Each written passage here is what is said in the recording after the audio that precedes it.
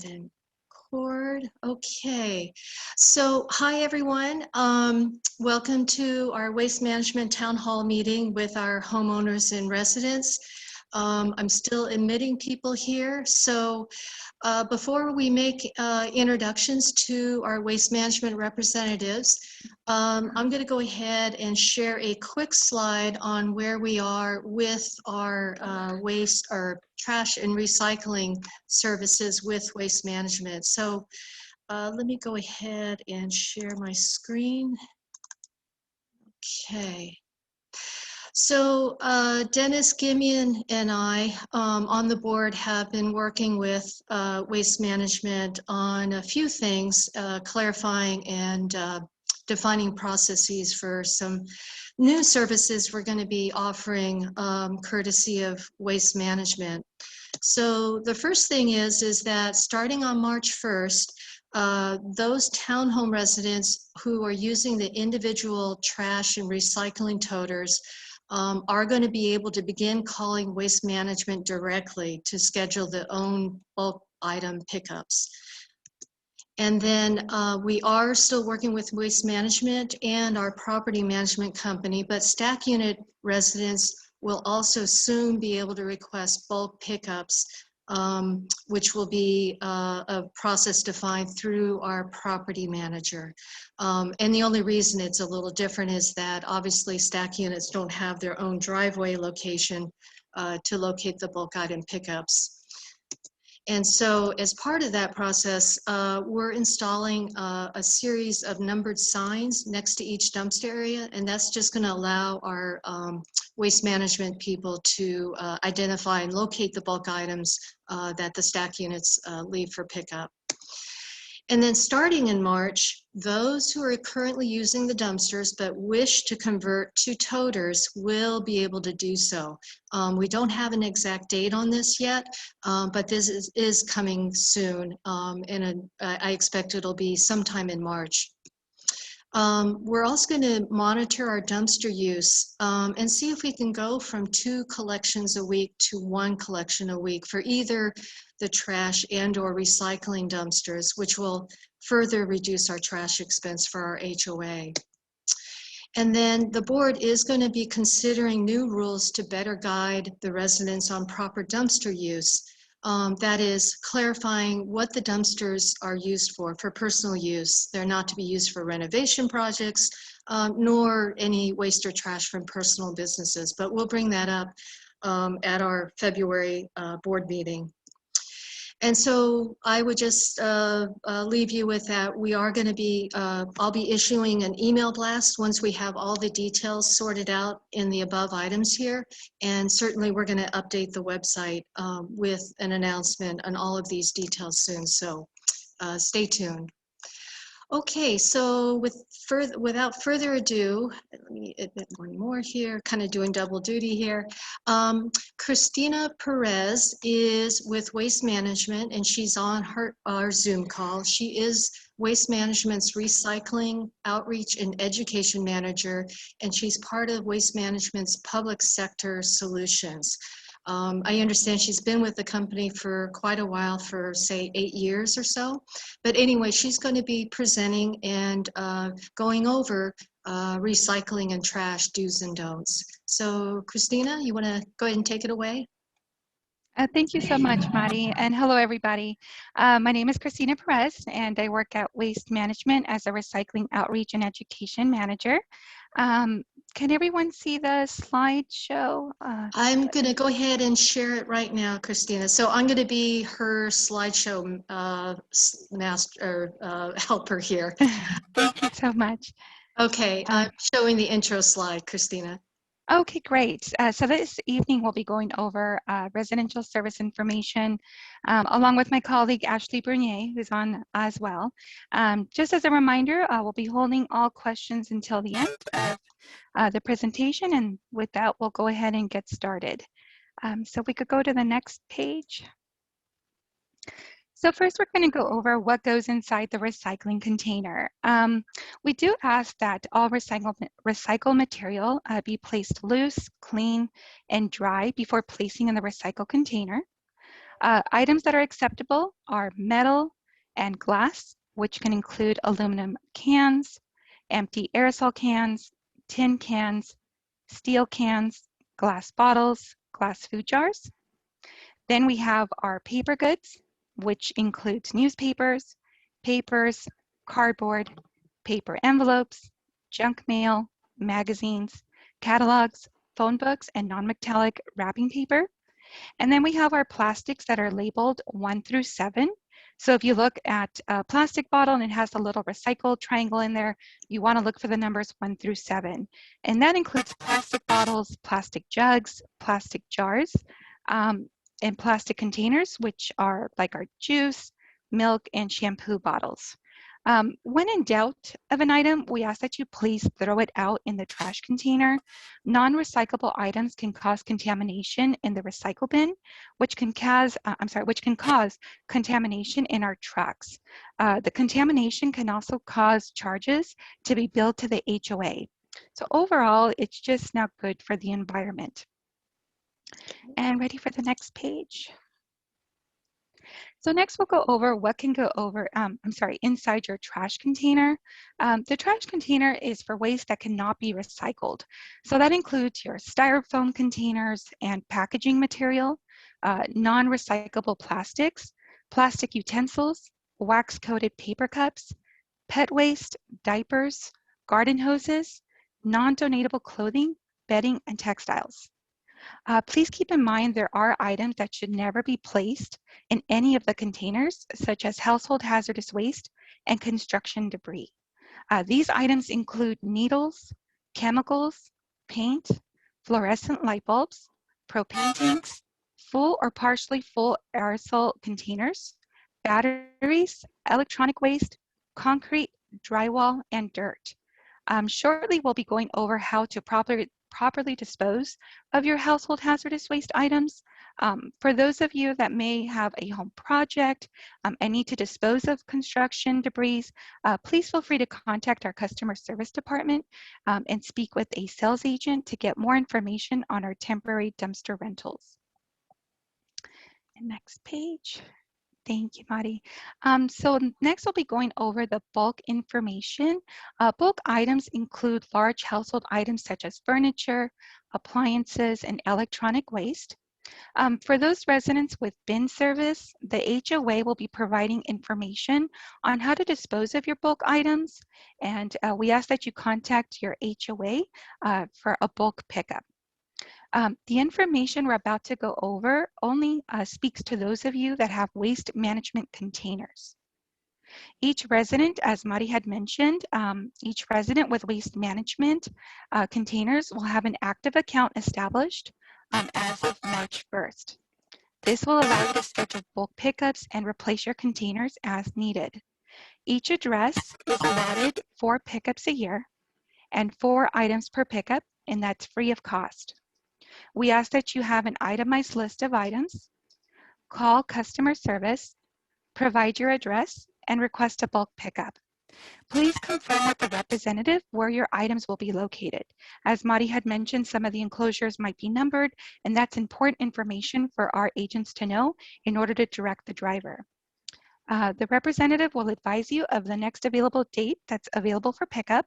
Normally, the pickups are scheduled on your day of service.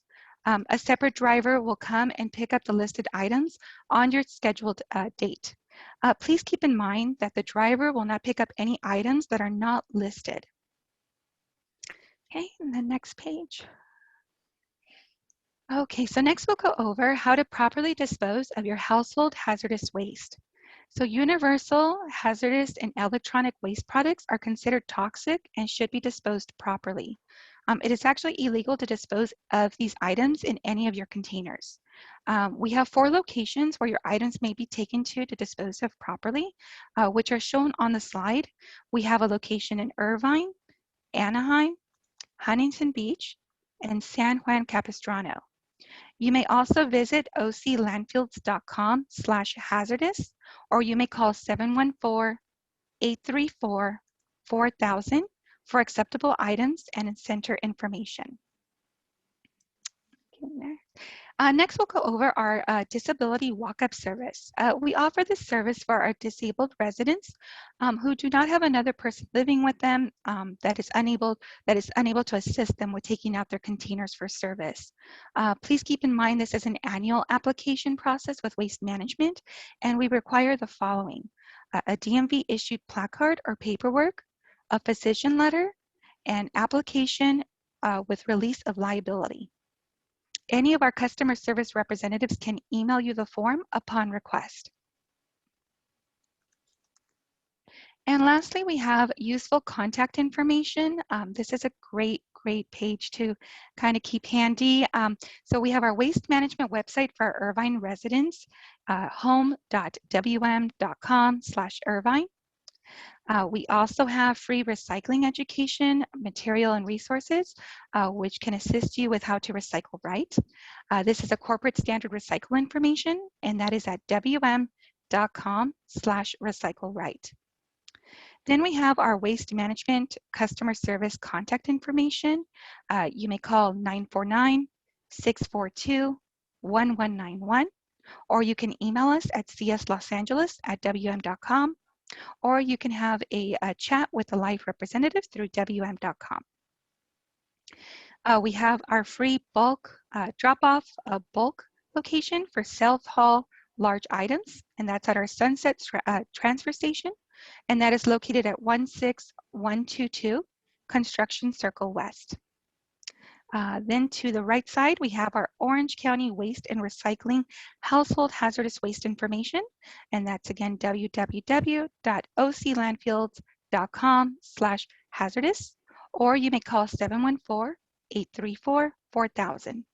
And then lastly, we have for those who would like to learn how to properly dispose of plastic bags and film, you can visit www.plasticfilmrecycling.org. And I should add that I will be sharing these slides on our website in the email blast that'll go out to everyone. So in case anyone's trying to take all this information down, it will be shared on our website. Thank you, Bonnie. And that really brings us to the end of our presentation. I just want to thank you all for allowing me to share this information with you today. I hope you learned a little bit more of what the type of services we offer. And at this time, if you like, we can open up to questions.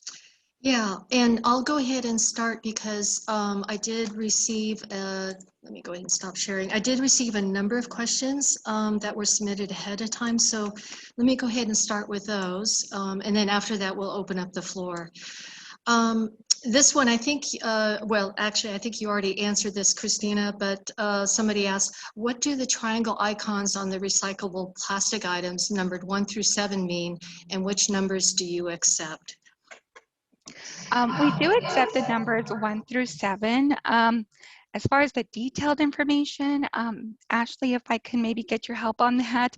But yes, the numbers 1 through 7 in the triangle would be acceptable items in the recycle container.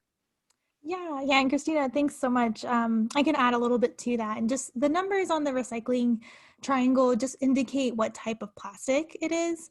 A lot of times there's some confusion in the community just because there's a lot of items that just have these triangles on it and no one knows what they mean. And sometimes these triangles are on items that aren't necessarily recyclable, right? So a lot of times we just try to avoid, even though the number and the triangle is helpful, we just try to remember by shape. So that slide that Christina had shared with the recycling cart, the plastic jugs, tubs, and like clamshell containers and bottles. So basically bottles, jugs, and tubs is how I remember. Those are the most common recyclable plastics that we see. Again, a clean and dry, if it's like a plastic ketchup bottle, of course that's recyclable, but we just want to make sure that that ketchup is out of the bottle. It doesn't need to be scrubbed too heavily. Just a good little maybe rinse would be helpful to get that residue out of there. And caps are also acceptable as well. So anytime you have a container, like a peanut butter jar, that you're kind of unsure, you just want to put that cap on. That's always a really helpful tip to keep any contamination from getting out of that container. Okay. Next question I received is, please explain the dumpster overage charges. Why do we get charged for this? And I have seen this occasionally on our monthly bills. So the overage charges is really, we how to explain this? So there's a charge for how much you dispose and how much we have to dispose as well. So anything that's above that, that it's also costing the company extra. So then we have to then pay for that to be disposed of as well. Also too, it could cause safety concerns. If any of that spillage were to go over and cause, harm to private property, that's also a concern of ours as well. Okay. Thanks, Chris. Oh, I'm so sorry. I just Yeah, want go to add ahead. as well, overages have always just been a concern. In addition, just for the safety of the drivers too. Sometimes, I'm not saying necessarily in your community, but we'll go to a customer and it's a physical job that the driver has to get out of the car, get out of the truck and push the bin to make sure that he's servicing it. And we want to make sure that the material fits inside the bin. So the driver is able to push it at a human, physical possibility. Not to mention, we also want to make sure in our beautiful community of Irvine, we're keeping trash inside the bins because anything that overflows can get on the ground. It can welcome unwanted critters and rodents and, pest controls in the community. So keeping the material inside the bin and just making sure the lid's closed is the best practice. Okay. Next question we got is, what types of cardboard is recyclable? Recyclable. What about cartons that soft drinks come in? That type of cardboard is recyclable. The ones that are usually not are the ones that you have like the heavy furniture that the cardboard is so thick you can't even break down. And maybe if there's anything else you wanted to add, Ashley, to that, but usually the ones with the food comes in, that's perfectly acceptable. Yeah, in general, cardboard is accepted. It's a recyclable item. Sometimes we'll have cases where, maybe someone just moved, they have a lot of cardboard, and we'll have customers say, it doesn't really fit in my recycling bin, it's very large. And we do offer that as part of the bulky item pickup. So if you do have an excessive amount of cardboard, or you did just receive a big piece of furniture, it can be bundled and it can count as one of your items for your free pickups.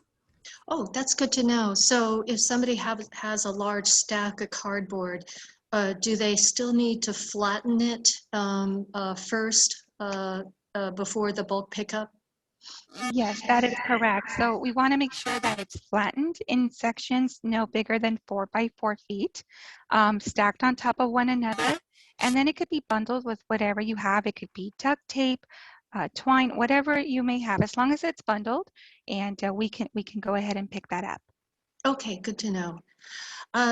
Another question is, are brown plastic bags recyclable? I think it's just the brown paper bags. I'm assuming the answer is yes to that. The brown paper bags are definitely recyclable, and that's a really great way if you have maybe some shredded paper that you don't want it flying everywhere. If you want to go ahead and put your shredded paper inside of a paper bag and put it in the recycle bin, that's perfectly acceptable. When it comes to plastic bags, we highly recommend to not try to put those in the recycling container. I mean, they can, but it just causes harm when we're trying to recycle our load. And also could be misconstrued as a bag of trash, which we definitely don't want it to look like we're dumping trash in the recycling container. So with that, I would highly recommend that website that we referred to in the beginning. I'm sorry, under the contact information be used, and maybe try to reuse those bags when you go to the grocery store, or visit the plasticfilmrecycling.org to properly dispose of those. And just to follow up on plastic bags, are you referring to any kind of plastic bags, such as the bags that a loaf of bread comes in, or when I get my newspaper on Sunday, you guys prefer not to put those plastic bags in recycling? That is correct. Any kind of plastic bag or plastic film, even the type of plastic where your water bottles, come in. Sometimes they're packaged. That type of plastic, we really would want to prefer to use one of our retailers that know how to get more out of that recycling material. And that's through and maybe Ashley, if you want to maybe speak to that a little bit more, I know you have some great points on that as well. Yeah, no, we've always promoted a great resource, plasticfilmrecycling.org. I'm not sure if any of you have noticed, but sometimes when you go to a large retailer such as Ralph's or I believe like Food for Less, a lot of grocery stores in particularly participate in this program, but they'll have a plastic film and bag recycling bin at the front of their location. And this is a great way for residents to bring those plastic film or plastic bag items back to the store. And that can include, just any types of plastic film or bags that you could collect. And these grocery stores actually, they use a very specific recycling process to get a high recoverability rate for these items, because these are very tricky items to recycle in your regular curbside programs. So a lot of times they'll take it and they'll recycle it specially. They do it in a tangle-free process, so it doesn't get tangled in their equipment. And it's pretty neat. They'll turn it into some really cool items like plastic lumber. So sometimes you'll go to a park and you'll see a bench that's made out of 100% recycled plastic, and they're able to turn it into some really great stuff. So we do encourage that as an alternative, because there's a much higher recoverability rate for these recyclable items. And then of course, just reducing. I know California is very active in reducing the single-use plastics, and Irvine as well in their climate action plan. So using reusable grocery bags or trying to avoid using plastic liners in your recycling bin. A lot of times people will maybe use the plastic liner to collect the recyclables. They'll take it to the recycling bin and dump the recyclables out and just keep reusing that bag, because overall reusing has a lot better for the environment, or reducing, than recycling. So. Okay, good to know. Here's a question that was submitted, and I have this as a daily debate with my husband. So we get our Amazon boxes and we flatten them, but it's has all these stickers on the cardboard box. Do we need to remove those?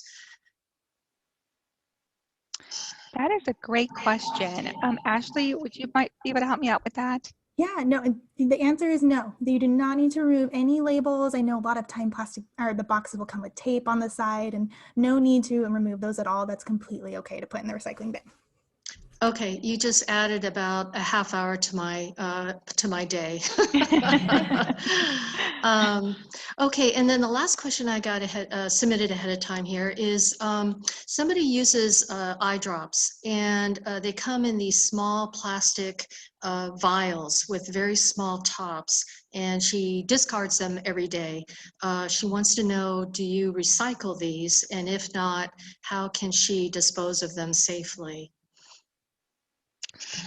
Those I believe, are not recycling. I don't think they have the number 1 through 7 triangle on them. I would definitely look for that first. If she's not able to see that, then I would recommend to go ahead and put them in the trash container to dispose of those. Okay, well, that's all I have for submitted questions. So why don't I go ahead and let me go ahead and so we'll be able to unmute themselves. So if anybody would like to ask Christina a question, you can unmute yourself. So feel free to ask a question.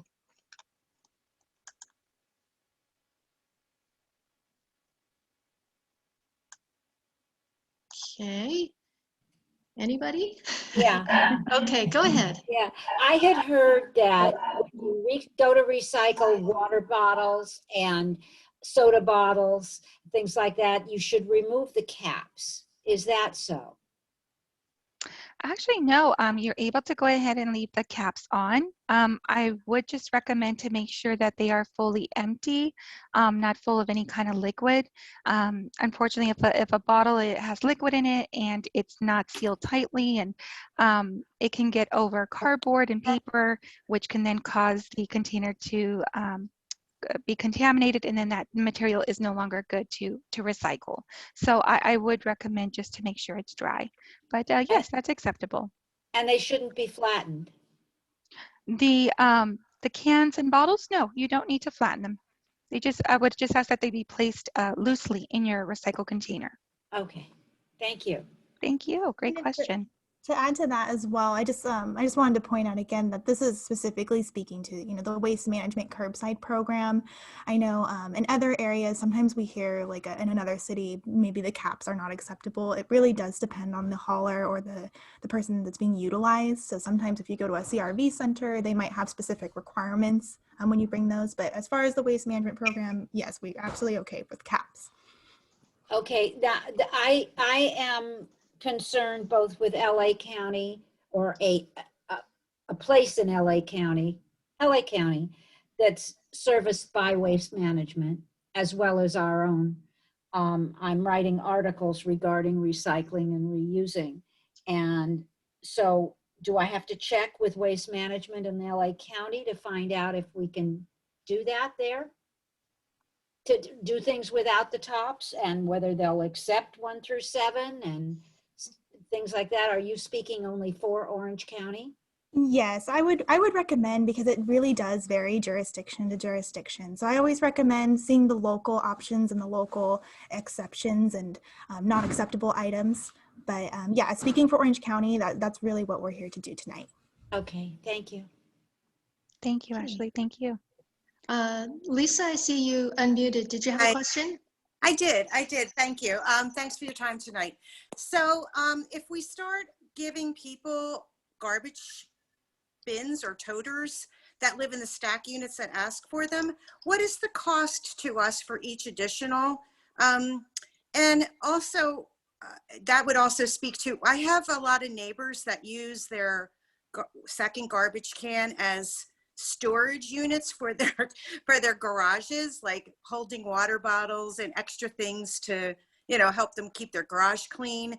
And we have a house on Cerritos that has 5 trash cans locked inside their patio. So I'm just concerned about additional cost, and maybe that, you know, like what is the cost of these additional toters to our HOA?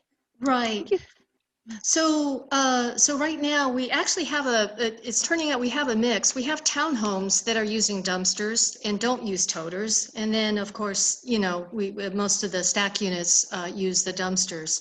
So I don't foresee a large number of stack units wanting to convert to toters, at least based on the feedback, you know, strong feedback that we received from many of you. So I see it balancing out. And then also with those stack units, residents that would like to go to toters, that's going to offload our use of the dumpsters. And I am really hopeful that we can go down to once a week collections. Yeah. And that will actually, that's the biggest cost savings. But right now for toters, it's just for trash. Recycling toters are free, but it's $12.84 per trash toter. And I would just add, Lisa, if you want to send me an email on that Cerritos address that has 5 toters, they should only have 2. So we can kind of chase that down. It's the unoccupied house, Mari. On Cerrito. Oh, okay. Yeah. Okay. Yeah. All right. Well, yeah.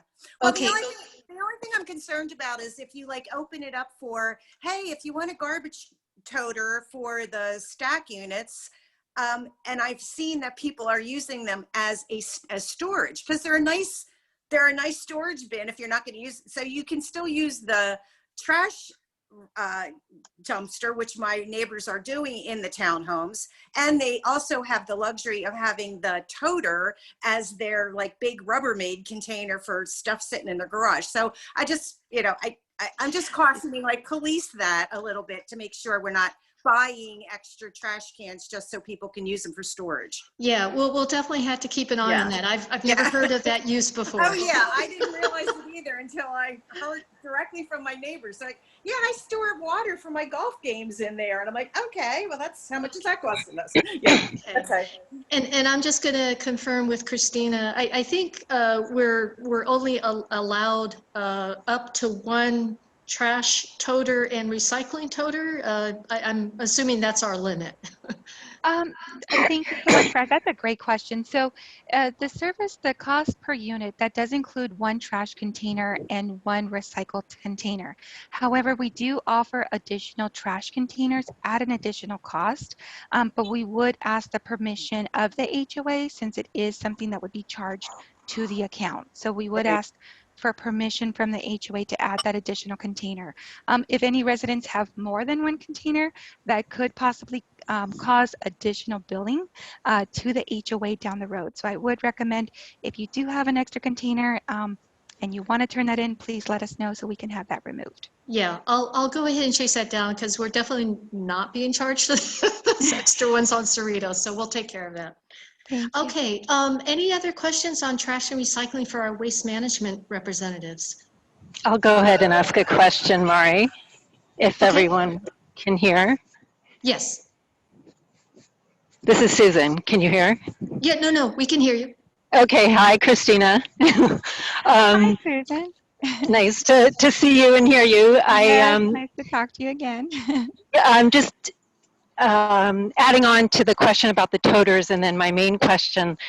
The toters, what I'm wondering is if there is just a handful, let's say less than 10, I don't know, and there's that many who are not using their toters in the townhomes, would there be sort of a, I don't know what you call it, courtesy or grace period where we could use the toters if those people identify themselves as volunteering not to use their toters, so that we're not double charged? Because it sounds like we may be double charged. Like Lisa said, some people have toters that are not actually using them. Actually, Susan, if I could, and Christine, if I can jump in. So Waste Management is finishing up restructuring our billing, the way they're going to bill us. So we'll have a more accurate way to measure how many toters are out there. So I've already got a list of townhomes that are not using the toters, and I'm going to be sending that to Christina, and they're going to go ahead and downgrade the count. So that we actually now have an accurate count of how many townhomes are actually using toters. So we'll be rectifying that on our billing statement. Great. So then so this is sort of the bigger question, since we're getting now a chance to really examine how the toters are being used and how the dumpsters are being used, is if Christina or Ashley have any thoughts top of mind of how we can better move forward with more toters in the HOA, or better or decrease the dumpsters, just from your standpoint after having, learned a little more about our HOA. Of course, my dream eventually is to go to all toters so that we significantly reduce our HOA expense with some modifications that need to be made because our garages, for example, are detached. But I still have ideas along those lines. So I was just wondering if anything had come top of mind without making this call too long, but if there was anything that you wanted to share at this time. Well, we really just are neutral in the situation, Susan. It really is what works best for the HOA, and whether that be bin or toters. So we're just here to support and assist in whichever direction is needed. Yeah, I would say, Susan, to continue working with Dennis and I on that. As you know, we been working on this, and yeah, just we'll continue to work on that question that you raised. Anybody want to ask? This is your chance to ask the experts on recycling or trash. I have a question. Go ahead. Did I hear Lisa Zal basically agree to be a toter police officer, or was I mistaken about that? Are we signing people? I think you may have dreamed toter that, cops. Dennis.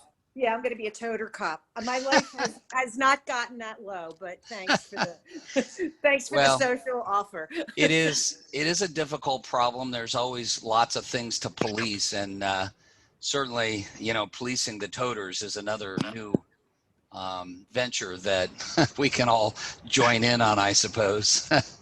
Well, I think if we just let people know that, if they have an extra one that they're not using, they can donate it to somebody or give it to you guys and you can parse it out. But I just happen to, since it's such a big topic lately, I happen to start noticing and like, wow, that's, they're using it as a big Rubbermaid container. That's pretty cool. And I was wondering how much that was costing us. That's all. But no, well, $12.84 a month, right? Yes. Mari? Yeah. Correct. Yeah. But hopefully the plan is that most of them are using it for trash, and that reduces our dumpster load, which then we can go down to once a week if possible. Well, and I would be happy to be part of any type of community outreach on educating people. So I can talk to you guys offline, and, you know, we need to get the word out from what we're learning tonight about recycle, and, you know, That I would mean, be great. yeah, I would be happy to help. Okay, well, either Dennis or Fantastic. Alice will circle back to you on that. Thank you. Thank you for the offer. You're welcome. Okay, I don't want to keep Christina and Ashley on for too much longer, so I'm sort of kind of giving a last call here. And we, so you know how sometimes you've got, you put your recyclables, you know, in a garbage can in your house, and you might line that can with the Ralph's bag, you know, the little Ralph's plastic bag, and you don't like it that way, right? It has to go free into the bin. No, like, encapsulation in like a plastic bag or a paper sack. That is correct, and thank you so much for asking that. That is correct. We prefer that all recycle items be placed loosely inside the recycle container. Of course, we understand if shredded paper and you don't want these little papers flying everywhere, you know, you could put that into a paper bag and put that in your recycle container. But everything else, we really would prefer. It just helps us when we're trying to go through that recycle items when we go take it to our location. So yes, please, if you could please keep it as loose as possible. The other question I have is the Ralph's bags, you know, the ones you get at the supermarket. Mm-hmm. You don't want those in recycling, correct? Those go in trash. So if they're just loose. Right, preferably not. If possible, please place them in the trash container, or even better, try to reuse them or have them recycled at one of those locations through that website, which I don't know if it was plasticfilmrecycling.org. It's a great website to visit and kind of learn how to recycle those bags or reuse them. But if they have to be thrown away, we prefer them in the trash container. Okay, thank you. Well, thank you. Okay, anybody else have a question? Okay. Well, at this point, I'll go ahead and I'd like to thank both Christina and Ashley for spending some overtime from your job to educate us all on for recycling and trash. So thank you both so much for spending time with us on this. I think this will go a long ways to, it's helped me personally, at least, as far as what goes in what. But anyway, thank you all for attending. And like I said, I will go ahead and post the slides as well as the recorded video so you can rewatch this. And then we'll email blast this out to all the residents so we can get the word out. So again, thank you all for spending your time here tonight. Thank you so much.